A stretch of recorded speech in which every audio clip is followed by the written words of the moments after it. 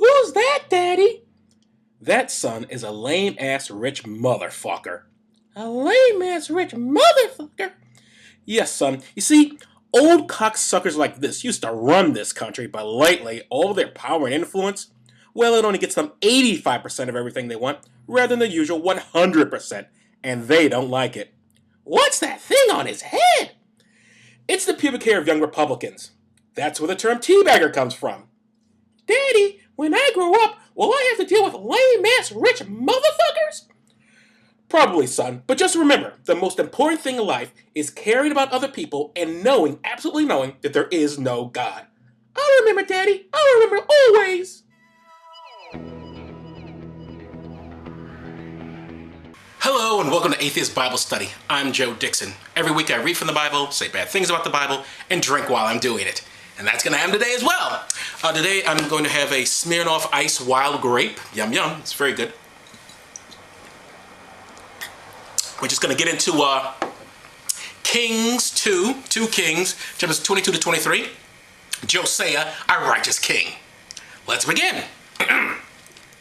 Josiah was 8 years old when he began to rule, and he ruled 31 years in Jerusalem, which, considering that everyone was living to 700 and 900 years old, it's really not that long a rule, but okay. He did that which was right in the sight of the Lord and followed in the steps of David his forefather. And he turned not aside to the right nor to the left. So he's a regular Obama. And it came to pass in the 18th year of King Josiah's reign and it came to pass in the 18th year of King Josiah's reign that the king sent Shaphan the son of Azaliah, the scribe, to the house of the Lord.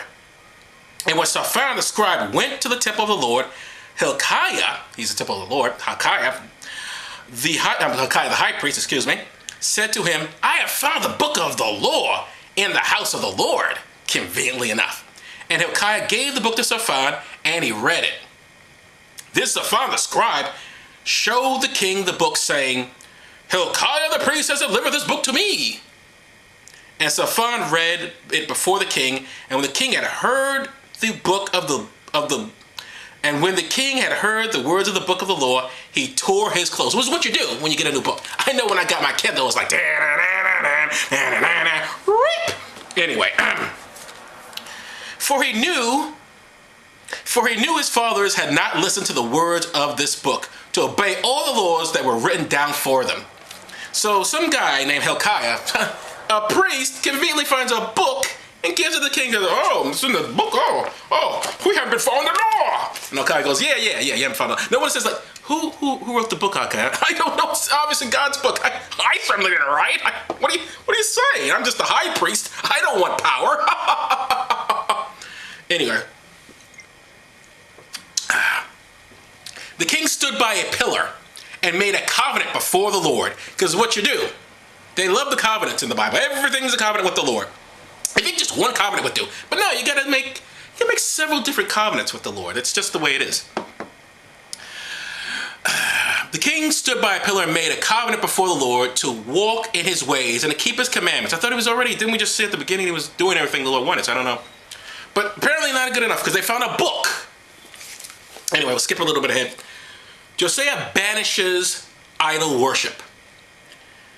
Then the king commanded Hilkiah, the high priest, and the priests of the second order, and the keepers of the door to bring forth out of the temple of the Lord all the vessels that were made for Baal and his sacred wood, and for all the other gods, and he burned them outside of Jerusalem in the fields of Kidron, and carried the ashes of them to Bethel. Because that's what you do. You're like, hey, we found a book, and it says we got to do all this shit. We clearly can't disagree with a book, and so we got to destroy everyone else's religion.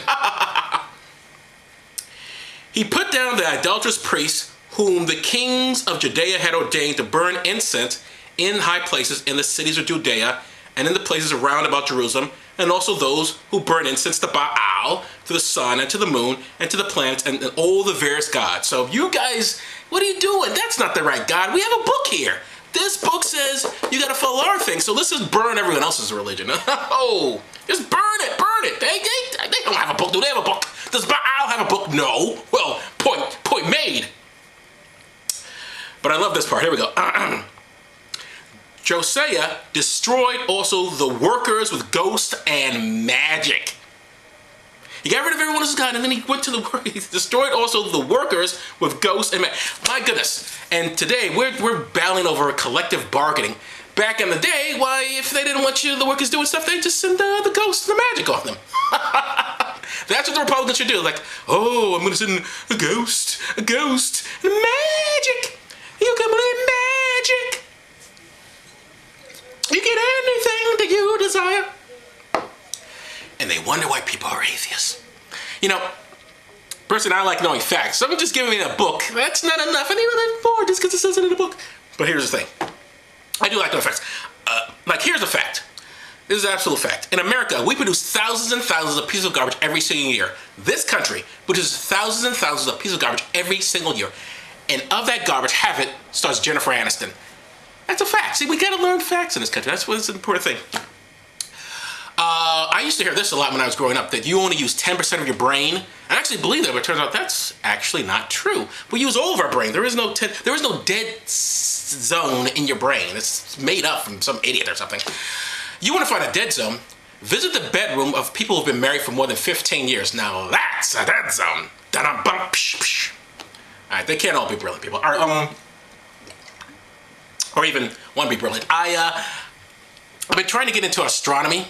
And I said astronomy, not astrology. And some people ask me, what's the difference? Well, here's the thing. Astronomy is a study of the universe, the stars, the moon, the sky. Whereas astrology is, what are you, a fucking idiot? That's the way I put it to people. Because I'm a person that brings people together. I know this about the universe, that the universe is composed of dark matter and dark energy. And apparently dark matter, if I'm not mistaken, brings the universe together, whereas dark energy can rip it apart. People can correct me on that in the comment section if I'm wrong about that.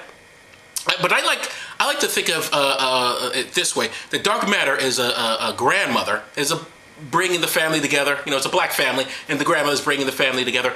Whereas dark energy is the asshole who just got out of jail, is a murderer, and is fucking your mother.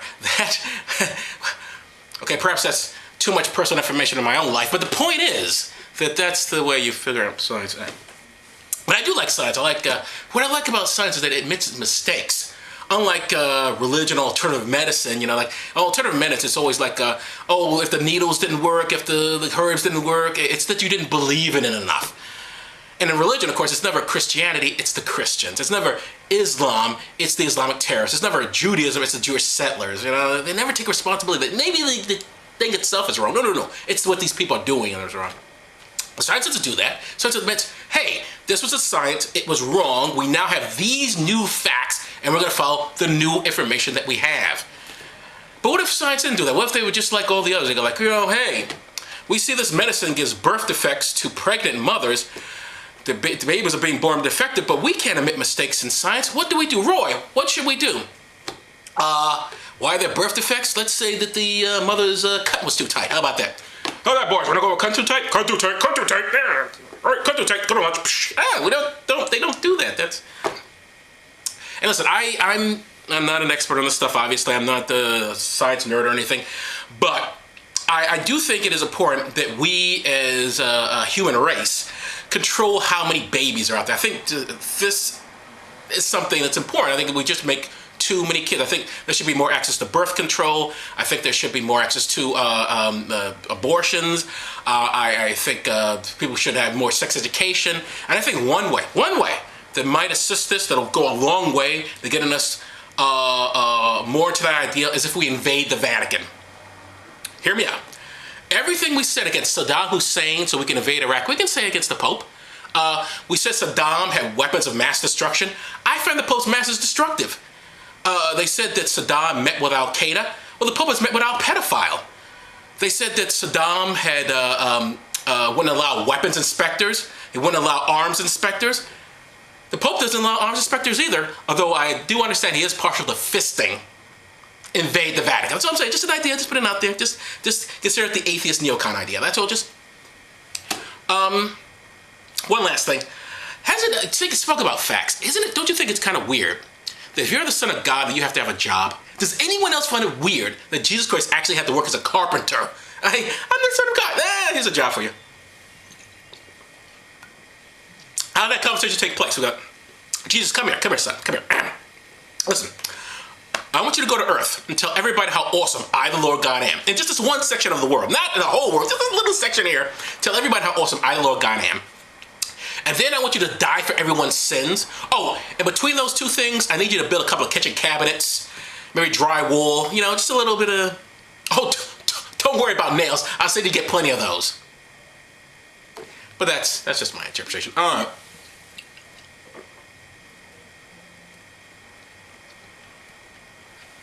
I haven't done that in a while. All right. This is Atheist Bible Study. I'm Joe Dixon. Thank you. Hopefully I'll see you next week.